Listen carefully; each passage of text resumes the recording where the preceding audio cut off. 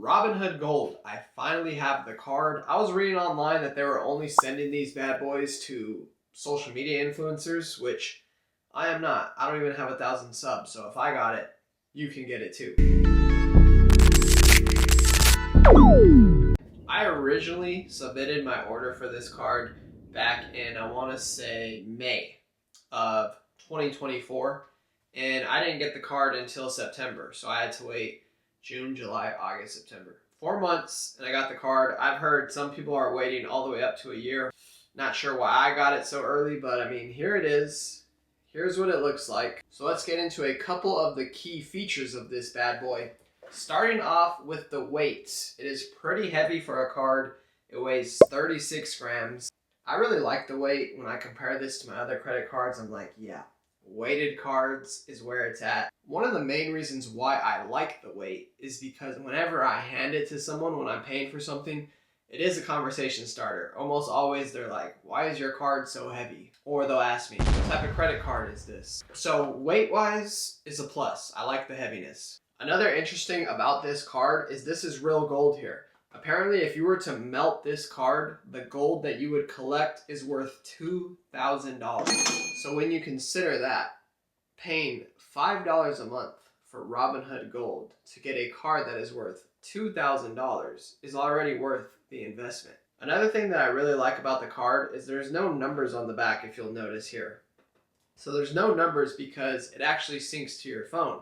So if you want any of your card details, it doesn't even have the date of expiration, your security code, none of that. If you want to get any of that, it is on your phone. That's where you're going to obviously pay the card, see what your transactions are, redeem your points for travel or gift cards or anything of that sorts, which we'll get into now. The security features of the card without having the numbers on the back, I think is really smart, and I think most credit cards will start to do that because if I was to lose this, no one can use it.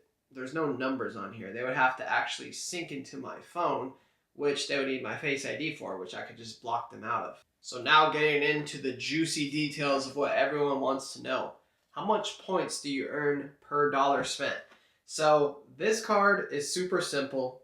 You earn 3% back on all purchases. Doesn't matter the category, doesn't matter what it is, 3% back on every dollar spent. The only category that has a different number is travel. When you book travel with the gold card through the Robinhood travel portal, you will get 5% back instead of 3%. Right off the bat, it's pretty solid considering the fact that you're only spending $5 a month for this card because you have to have Robinhood Gold to get the gold card, which Robinhood Gold is $5 a month over the course of the year, $60 for the year. And when you go to redeem your points, every category is the same. Shopping, gift cards, flights, hotels, and cash back. You're all getting the same value. Nothing is more or less. That could be a pro or a con because if you like redeeming your points for, let's say, cash, you're getting pretty good value here. But if you're like me and you like to redeem your points for travel, well, there's probably better cards for that option.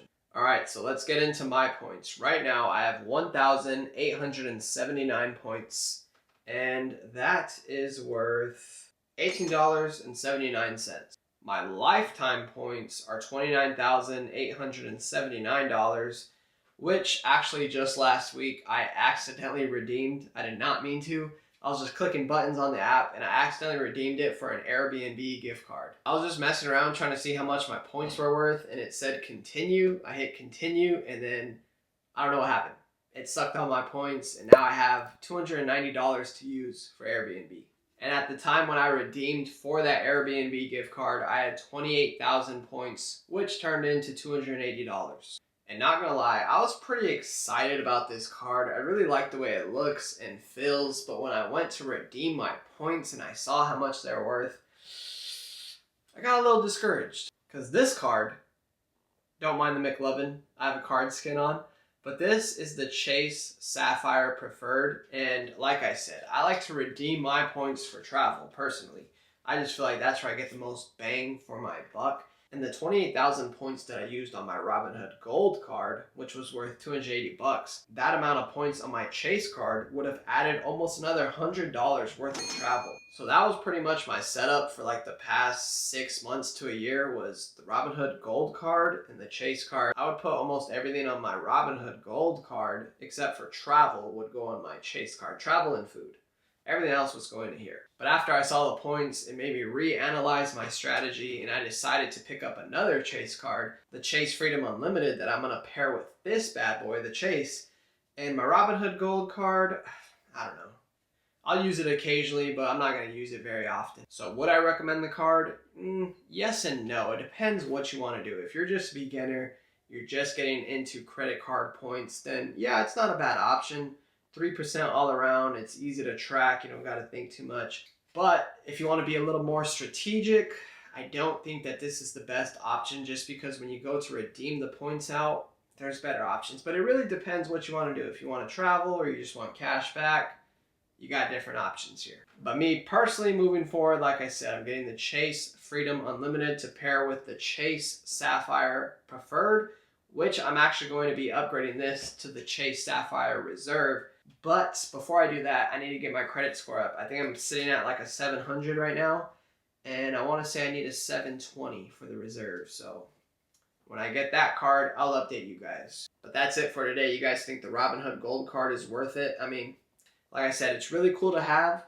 I'm not going to lie, this card is a flex. When you go to pay for something, if you're on a first date or something, you pull this gold card out. It's real gold. It's heavy. You might get to third base.